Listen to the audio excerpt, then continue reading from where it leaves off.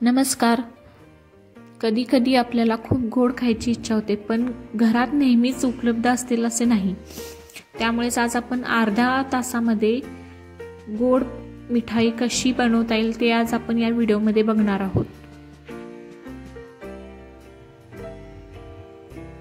त्यासाठी मी इथे घेतलेले आहे 1 वाटी रवा. रवा मी भाजून घेतलेला नाही आहे, आपल्याला तसाच घ्यायचा आहे.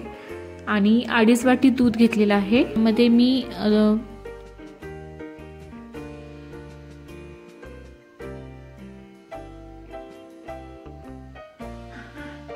आता आपल्याला गॅस ऑन करायचा आहे आणि हे रव्याचं आणि दुधाचं मिश्रण आपल्याला गॅसवर शिजवून घ्यायचं आहे.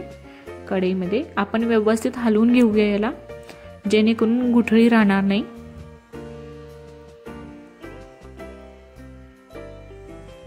याला मंद आचेवर आपल्याला शिजवून घ्यायचं आहे. हे बघा मिश्रण व्यवस्थित शिजत आहे. हे बघा घट्ट होत आहे, खाली लागणार नाही याची काळजी घ्यायची.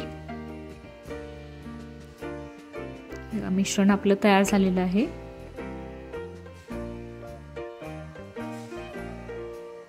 मिश्रण घट्ट झाले की आपण गॅस बंद करायचा. आता मी याच्यामध्ये 2 चमचे मिल्क पावडर घालते आणि चवीनुसार किंचित मीठ घालते, जेणेकरून त्याला चव छान येईल. हे आता आपण व्यवस्थित मिक्स करून घेऊ. याला चांगलं मळायचं आहे.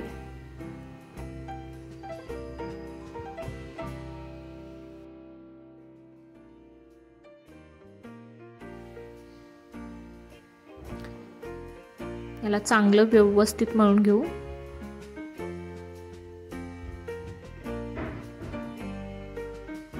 याच्यामध्ये मी तूप घातलेला 1 चमचा.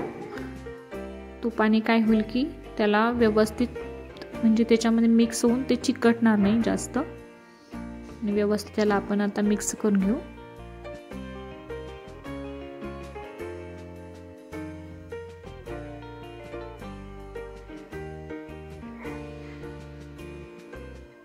याचा मी गोळा तयार करून घेतलेला आहे. हे बघा, आता याचे आपण छोटे छोटे गोळे बनवून घेऊ.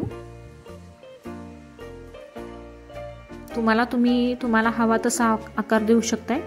मी याला असे गोल बनवून त्याला प्रेस केलेला आहे. हे बघा,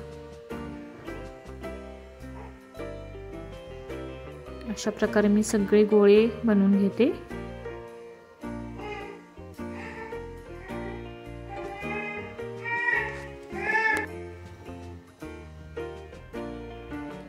अशा प्रकारे आपले सगळे गोळे तयार झालेले. याला आपण फ्राय करून घेऊ. पहिल्यांदा मी गॅस मोठा लावलेला आहे आणि नंतर मंद आचेवर याला आपण फ्राय करून घेऊ.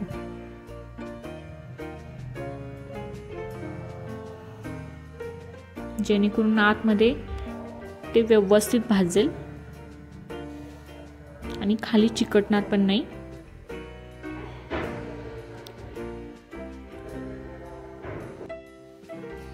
हे बघा, हे झालेलं आहे. आता आपण याला परतून घेऊ. हे बघा, माझा एक चिकटलेला आहे, पण मंद आचेवर ठेवा तुम्ही, व्यवस्थित होईल. याला आपण व्यवस्थित भाजून घेऊ. हे बघा, आपले भाजलेले आहे. ब्राऊन कलर आलेला आहे आपल्याला याला. आता हे आपण सगळं काढून घेऊ.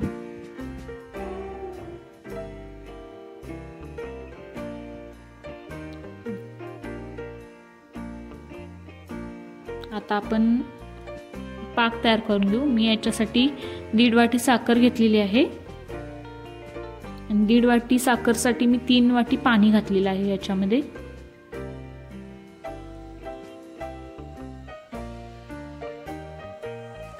हा पाक आपण जसा आपण गुलाबजामला करतो तसाच करायचा आहे, एकतरी पाक.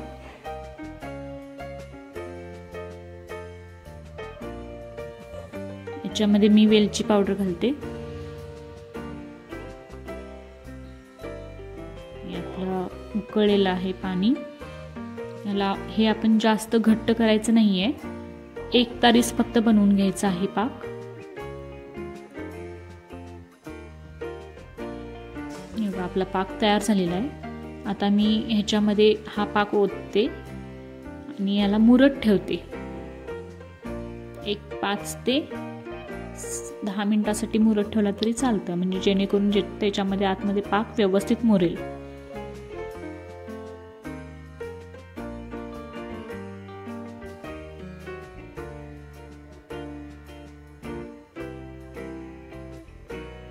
हे बघा पाक व्यवस्थित झालेला आहे। हे बघा व्यवस्थित पाक मुरून ही आपली मिठाई तयार झालेली आहे। आतमध्ये व्यवस्थित मुरलेला आहे पाक। हे बघा, ही तुम्हाला मिठाई आवडली तर प्लीज व्हिडिओला लाईक करा, शेअर करा आणि सबस्क्राईब करा।